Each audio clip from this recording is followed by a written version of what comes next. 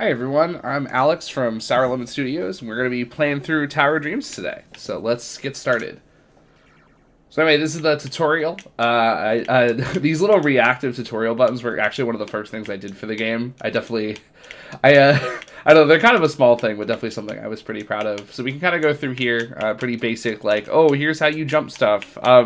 It was a big worry for me not putting like a thing here that says like, hey, did you know you can wall jump? But I will say with the lots of people I've shown this game to, I've never seen someone not figure out that you can wall jump. So it has seemed like that has been working okay, which is good. I definitely don't want anyone like not figuring out how you play the game, but that has seemed to be fine so far. So anyway, also this little lip here used to be way worse. It used to be like a real you used to have to do like a genuinely like really precise jump to get through here. So I'm very I'm very glad I fixed that because a lot of people would genuinely get stuck like right here, and that would be really bad. So we're not doing that anymore. This is a pretty like doable jump now. So I mean, obviously, if people played platformers before, it wasn't too big a deal. But I'm very much trying to tailor this also for people that maybe haven't played as many platformers before. So at a jump like that where you gotta really get something precise is tough. Anyway, so here we got the main mechanic of the game. We got the slashing, pretty basic stuff. And like, yeah, there's not really a ton to it. It's just kind of jump and then hit the button again, and then there you go. But that was definitely very much a conscious choice to give this game a pretty simple thing going on. I really like a lot of complex games, but I think my favorite games aren't even the ones that are necessarily simple, but the ones that do a lot with a little, right? Where you have like two mechanics and like the whole game extends out from that, right? Like I think I don't know. Not only I think is that impressive, right? Oh, I didn't mean to get hit there. That's not good. But not only is that impressive, but I think also, I think also it makes your design more intuitive, and I generally kind of makes everything more focused. Because when you have a bunch of different things your character can do, like that's really cool, but you're not really going to use them a lot of the time. Like, I think there's a lot of things and a lot of games I've played that have like a ton of options. And I felt like, man, two of these options like kind of do the same thing. I feel like you could like combine these, right? Like, so, I think a lot of my favorite games are ones where that doesn't happen. Like, you're looking at, like, Mario Galaxy, that's probably my favorite game of all time, and that whole game is literally just, like, jump and spin, and then, like, a couple other moves that you never really have to use. So I guess that one is kind of, I mean, they have their uses, so it's not too bad, but, that's a very focused game, and, like, a lot of the quality just comes from the level design and how you use those mechanics, right? So I very much want to be designing something in that vein where you can get to grips with what to do very quickly, but it's still challenging and it's still interesting. So anyway, this is the training area. So you got this little dummy you can hit here. This is not every item in the game. This is just every active item. So this is every item that makes you use another button. There's also a bunch of passive items that work automatically, but so those aren't really as useful to test out. These are much more like, hey, if you want to really give these a shot. This area used to be awful. Actually, until very recently, if you've played any of the other demos, it was literally just all of these in a row, and it was super easy to actually get the one. Now at least you can jump through them, and it's not really too bad, but before it was kind of a nightmare, honestly. So I could show off the shop here, but we're gonna wait until, well, I'm doing one run. I'll hop in there real quick. So this is the shop. This is the shop here, Richard. Everybody say hi to Richard. He has a bunch of different like randomized phrases. I'm probably going to be adding more of these over the course of development, but I do think a lot of them are pretty funny. Definitely pretty goofy, but I think it fits the vibe pretty well. And yeah, so I originally was going to have this game be a pretty straight roguelike and not really have any like permanent progression. Other than like, little costumes you can unlock. Like these don't do anything, right? Like they're just costumes. But eventually I realized that a lot of people told me that it would be great to have something to work for gameplay wise, and I also realized the game is really hard. I think having something you can work towards to make things easier is great, so I added this golden heart you can unlock that gives you more max health, and that's a permanent thing. And then there's going to be more I'm adding soon. This is just kind of the only one for now, which is fine because it's definitely the most important one. So I'm glad this is the one that's in the game currently. I didn't realize I could carry my item in here. That's fun. Anyway, I've generally never realized that before. I guess I never turned off the counter. That's fine. Anyway, let's head back out here. I could show off more of the hub, but I don't think there's too much else that's interesting other than this. So this is the difficulty slider. You can go between Daydream and Nightmare. I definitely want to change it so it's more like normal hard, because a lot of people see this and they're like, "Oh, this is baby mode. I don't want to do this." But like that's not what it is, right? That's Daydream is very much like the intended normal experience, but some people are like, "Oh, I don't want to be weak. I want to do the harder ones," and then they get pretty rightfully like curb stomp when they try Nightmare their first time. So we're gonna go through my Daydream because that's the intended experience. Anyway, all right, this is a good first level, so we can go through here. So anyway, this game is kind of a compromise. Actually, this pipe being here is a good example. So this game is kind of a compromise between being like totally random and not being totally random. Ooh, that's kind of an unfortunate first chest, just getting hearts. There's only a 1 in 26 chance of that happening. But anyway, so this level is handmade, but the order you play the levels in is totally random, as well as these pipes on the side. These are totally random. So there's a lot of, it's kind of a compromise, right? Where between, because there's a lot of platforming roguelikes out there, but I find a lot of them focus a lot more on like the roguelike and combat aspect than the platforming. So I really wanted to make a game that really did focus more on the platforming and had some really tight level design. And one of the ways I accomplished that was by doing handmade levels, which certainly has its pros and cons, right? The pros is, I think, generally you're getting a higher quality experience, right? Like, ideally, this should feel like it was, really, like, well-crafted, right? And, like, you're really doing, like, a cool challenge. The downside is the game isn't quite as replayable because, you're going through the same stuff, like, you're going through the same stuff. There are some ways to mitigate that, right? Like, I think just intrinsically, it is fun to get better at levels you've played, so you can still feel like you're getting something out of doing something more than once. In addition, there's the ranking system, which you'll see at the end, where you get a ranking for each level you play. The first time you clear it, you might get like a C, and then it'll be motivating to try to play again, so you get a better ranking. Let me see. We can get something. Let's see. Yeah, so this is the shop. There's a whole random selection of items you can get. We can also reroll if you want, but I think I'm going to take the Enchanted Shield. So this is like a good example of a passive item, because it working automatically is pretty clear what that does. So this one gives you one piece of armor every level, and you can see that show up on the top left there, which is pretty nice. And we can also buy armor individually, but this will generate it for us, which is very useful. So definitely a fan of this. It's like a nice early game pickup, right? So I think that's pretty cool. But anyway, yeah. So a lot of this level design is very much like a compromise between being like handmade and not, because there's more levels than you'll ever see in a normal run. So it's not like you're playing through the same content every time. But, it can certainly get a little repetitive, so I'm hoping that the ranking system kind of, staves that off for people. As well as just, I don't know, in some ways I think it's nice, because if there's something you're struggling with, you can retry it, right? Instead of just getting something different every time, where you get better overall, but you never really get the chance to retry that specific thing, unless you put in, like, the same seed again. Which I suppose could be a feature here, even with that in mind. But I do think... there we go. But... yeah, so it's definitely a compromise. It has seemed to work out okay so far. I was really scared when starting development that, like, people would see this and be like, oh, man, it's not totally random. That's worthless. I'm not playing this. But I've seen a couple people mention it as an issue, but not a lot. Most people seem to be fine with it, so I'm not too worried about it. That is a shame. I'm going to go up here and get a couple more gems before we go into the shop. So yeah, we're still going to kind of see how it pans out, but I think it's working so far. Let's take Crit Jelly. It's a good one. Critical hit, and we get more critical hits. Nothing wrong with that. But yeah, so I definitely think, that's a bit of a risk. So we'll see how that pans out for people. And I'm definitely going to be looking into ways to, have some more variation and stuff like that. But I don't know. We'll see how that goes. Anyway, yeah, so as you can see, I'm kind of building up a good array of items at this point. This is the active item frog. So we can't do anything with him yet until once we get an active item that you actually press a button to use, then you can sell that to him. And the reason he's there, one of my big pet peeves with a lot of other roguelikes... oh, we got a crit. That was pretty nice. That was very clutch.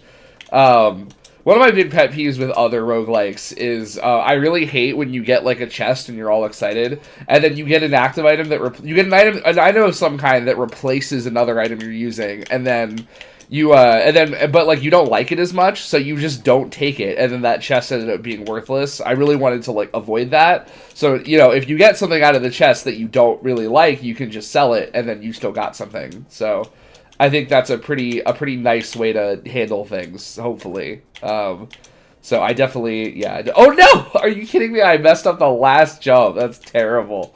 Oh my gosh. Oh my goodness. Oh my, ah! Yeah, this last section is really hard. Fun fact, it used to actually be like twice as hard.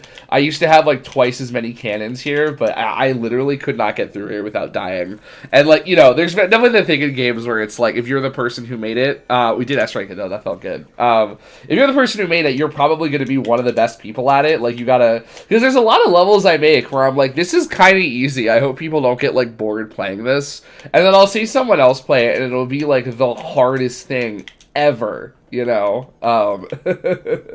Like, you know, they'll be like, dude, this is so insanely hard. Like, a lot of people have compared this game to like, you know, Meat Boy and like 1001 Spikes and stuff like that, and that was very much like not the intention, right? I think we're gonna skip by it. We don't really, yeah, I think there's nothing here I can get another piece of armor, but I don't think that's worth the 50 here.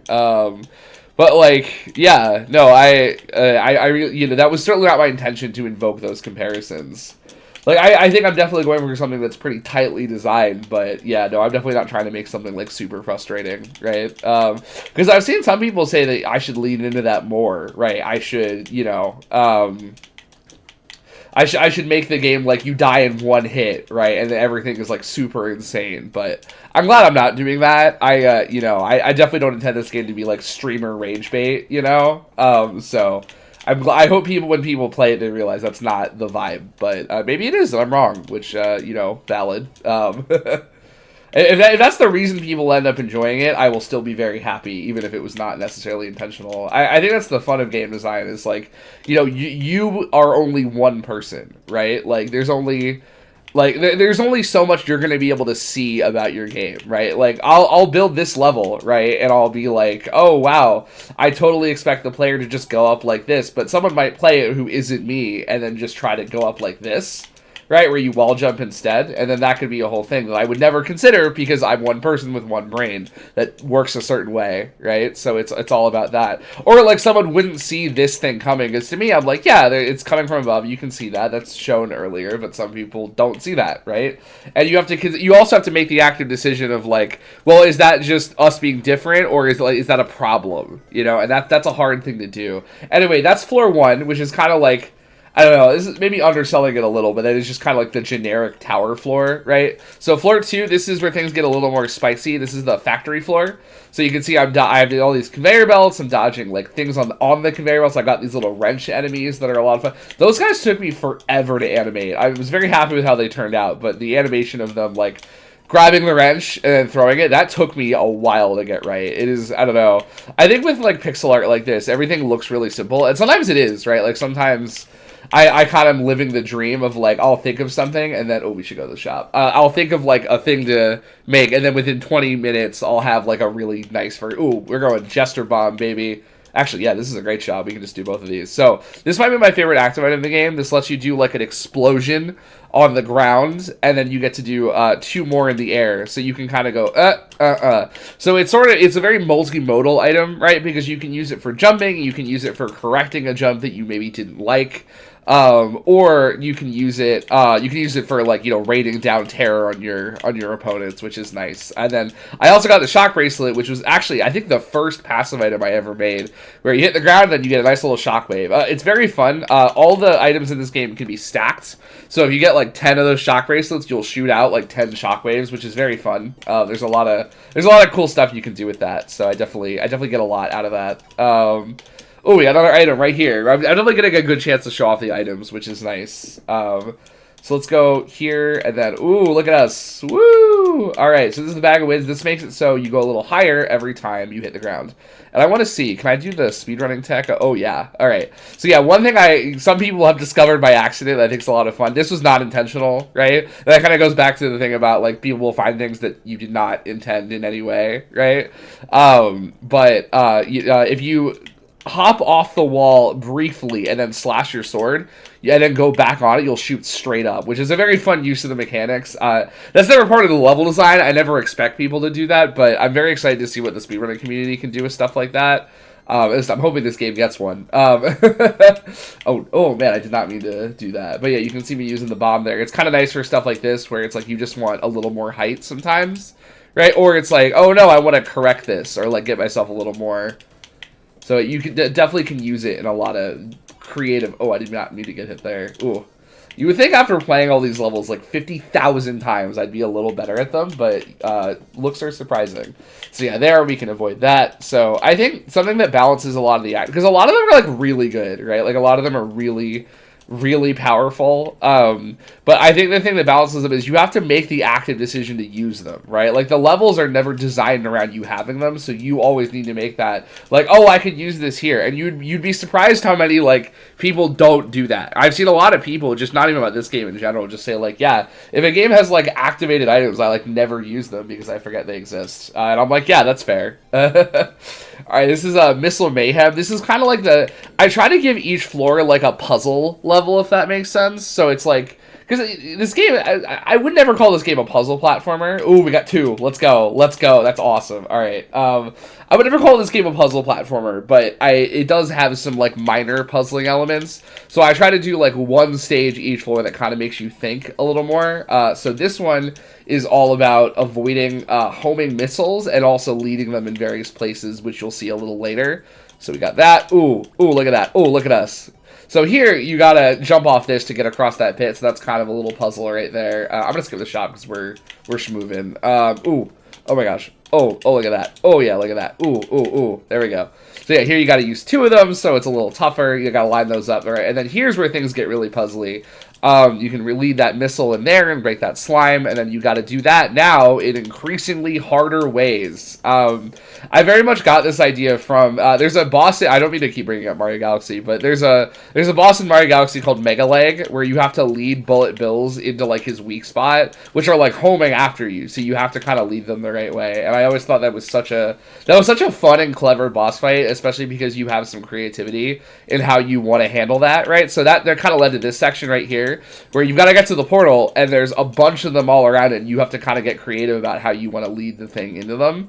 So we can kind of do stuff like that. So you can see it took out that one took out that one, and then we can lead this one up here, and then hopefully, oh no. Let's see if we can get this. So if we can go down here, and then that might have hit the one on the side. No, it hit the one above it. That's a shame. And then, bam, there we go. So you got to get kind of creative with how to deal with it. Because this game is pretty tight, but I do like to have some sections where players get like a little creativity of how they want to handle things. And then sometimes I don't intend for them to have that, but then, you know, then they they end up making that for themselves anyway. So yeah, let's see what we got in here. All right, fuzzy dice. All right, that's a solid. I kind of need to buff that one, honestly. It's not bad, but one free reroll is really only saving you like 10 gems, like on average per shop, and like the game's a little longer now, so that's a little better, but it's still, I wouldn't call it like a great investment, right? Because up until a week ago, this game was only 6 levels long. This actually would have been the last level, but I have just, oh, we got another one. Oh, let's go. Look at that. That's awesome. All right, I'm actually going to use our free reroll here, so it did come in handy.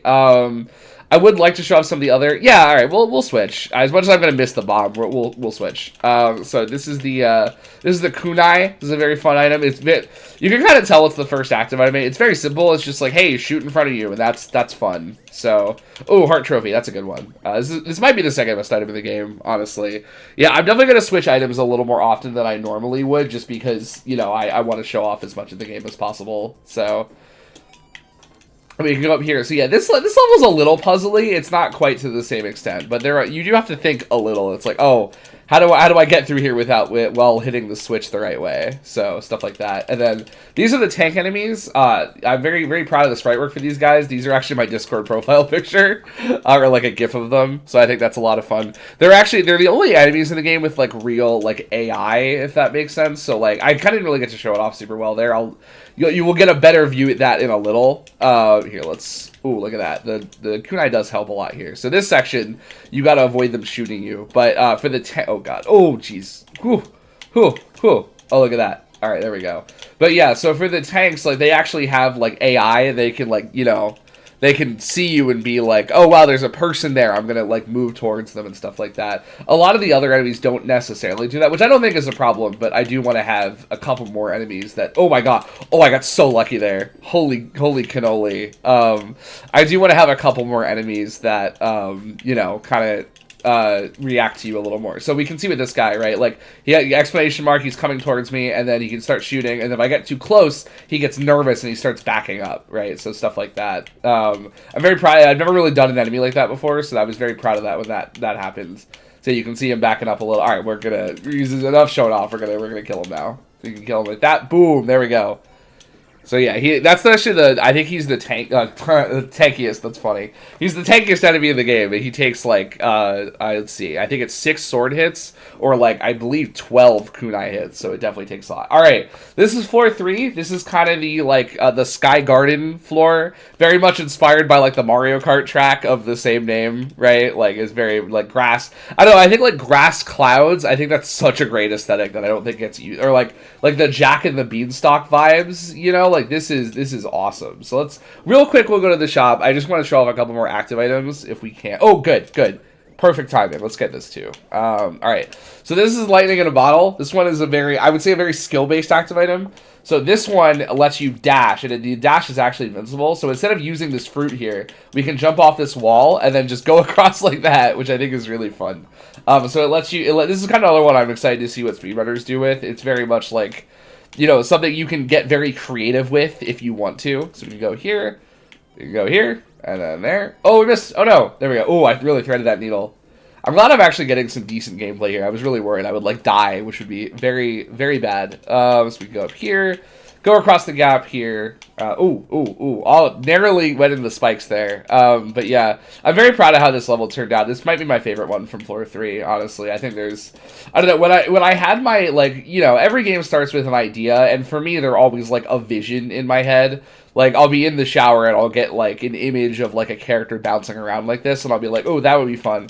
I feel like this level is the closest to that original vision I had, where I was like, oh, man, it'd be really fun if you had a sword and you can pogo off stuff, and there'd be, like, speed boosts you could go through, and then there'd be, like, a lot of, like, hard reaction-based platforming to that, like this, right? So I think this is very much, like, in tune with my original vision. So I don't know, it brings me a certain amount of joy to be able to go through that, and be like, yeah, this is what's in my head, but like in real life. I think that's what makes game design special, right? Is that you'll have this idea in your head, and then all of a sudden it'll be real, and you can show it to people and pick up a controller and play it.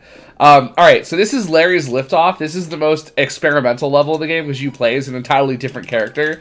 So this is Larry. You can flop around, you can shoot eggs, which is a lot of fun. So I can do all sorts of stuff like this, which is great. I was a little worried that having to change character mid-run would be like a big ask for people, but so far it has not seemed to be the case. People have seemed to, enjoy it a lot. And also, I was worried it would just be unintuitive to be like, hey, you gotta, like, unlearn everything you've learned and use a new character. But I was hoping to make the controls, like, simple enough so that wouldn't be too much of it. Because this is really just, like, flap, and then you can press X to attack. You also never have to kill anything either. So if you want to just flap, you can kind of get away with that, right? So I think it ends up working out. I also, just from a development perspective... Oh, I did not mean to get hit there. Whoops. I say that every time. Like, obviously, no one ever means to get hit, but I don't know. Every time I'm like, oh, I shouldn't have done that, which is good. I mean, obviously, I made the game, so maybe I'm a little biased, but, it's very important to me that when people get hit in this game, it does feel like their fault, right? I do want to start tweaking hitboxes a little, because I would agree with some criticism that, the hitboxes for some of the characters are a little big. So I would certainly like to, especially like the player, like there's a lot of times where you get hit where it's like, yeah, could have been a little more forgiving, right? Like, it's never like it doesn't make sense, but it's like, I think generally more leeway would be nice, right? I did try implementing something like that for this demo, but it threw off like a bunch of the physics, so I was like, all right, that will be a task for next time, right? So we can go through here. This section is pretty like self-explanatory, right? You just kind of go through, and then we can go over here, carpet bomb that guy, and then this part is probably the hardest section of the whole level. You have to deal with all these flying guys while also dealing with the cannonballs coming from above. So in a similar way to that, this was kind of the image I had in my head for like the bird gameplay, where like you have to like fly around and weave through a bunch of different stuff. I think that's a lot of fun, right? This level kind of has a bit of a weird crescendo where I feel like that part's the hardest part, and then I don't know, this part's a little more simple. I kind of wish I had put this a little earlier in the level, so I think if I had any regrets about it, it might be just that. I wish I had like put this in a different place, because even this is like the last part here. I think this is like, it's a lot of fun, but I really don't think it's that hard. But maybe you could argue it's like a nice breather after all the really hard stuff you did just go through. So this level also, I think, has the most gems out of any level in the game. 338 is a lot, but I don't know. I'm definitely going to start pretty soon. We're going to skip the shop here because we're at the last level. I definitely am going to start scaling up shop prices as you get up in the tower, because as you can see, you get more items that help you get more. Like, I literally, while saying that sentence, I got like 60 of them, right? What was I going to say? So I'm definitely going to start scaling up shop prices as you go up the tower a little bit, because right at this point in the run, like, you can walk, like, you can see how many gems I have. Like, I can walk into a shop and buy everything, and like, that's kind of nice, but I don't want that to be like super common. Like, people, you know, that should be something that happens, like, oh, I'm getting mauled here, though. Oh, my God. That should be something that happens, like, relatively rarely. And right now, like, the second you get this far, it starts happening, like, really commonly. So I'm very much seeing why other games, like, scale up their shop prices like that. But I would definitely like to implement something similar. It's not like it's that hard, either. That might be, like, the next thing I do when I go back to working on the game after Next Fest. Oh, look at that. Oh, look at that. Wow. Look at that. We made it. Woo! Okay, I believe that was the last level. This went by really quickly. Let's see. All right, then, so the end here, you get a run complete with total rank. So you got a rank for each of the levels, and then those get tallied up and averaged. So we got an A. If you want to get an S at the end, every single level had to be an S, which is very hard to do. So I've had challenges in my Discord server in the past where people have, you know, race to be the first person to get the S rank in the world, which was really fun. I got a lot out of that. So I'm hoping to do something like that again soon, now that I have more levels and it's harder to get an S rank than ever before. So I think that's pretty cool. Anyway, yeah, let's go buy a couple things, and I think we can probably call this one. So you can see here, I can get this and get a little bit more extra health, and then we can dabble in a couple of the skins. I can only get one of them. Actually, I can either get these two or one. I'll do the gold one. This is probably my favorite. It just yellow's my favorite color, so I'm a little partial to this one. But I think it's a lot of fun. So yeah, this right now the different armor sets don't do anything. They will in the future. I'm gonna have a system where they all give you different like stat bonuses and stuff, so that way there's a reason to get them even if you don't like the way they look. And then I'm also gonna make it so the stat bonus you get for each armor is decoupled from the set itself. So you could mix and match any armor set and any effect it has. That way, like, I really hate it in games where, like, there's something you don't, where you can customize your character, and, like, you don't like the way something makes you look, and then there's, but, like, it's, like, the best thing to wear, so you have to wear it. Like, I hate that. Like, if I'm gonna have the armor do something, and not just be cosmetic, you have to be able to mix and match. Otherwise, that's terrible. Like, I feel strongly that I don't want to do that, so that's certainly something that'll be coming in the future. Anyway, yeah, the rest of the development is really just finishing up the tower, adding more levels. You guys saw a solid chunk of the levels in the game, but there's more. You'll have to check out the demo if you want to see for yourself. But anyway, this is Tower of Dreams. This is kind of the first developer commentary. I'll definitely be doing more of these, especially if you guys like them. But anyway, thank you so much. I love you all, and I will catch you soon. Bye.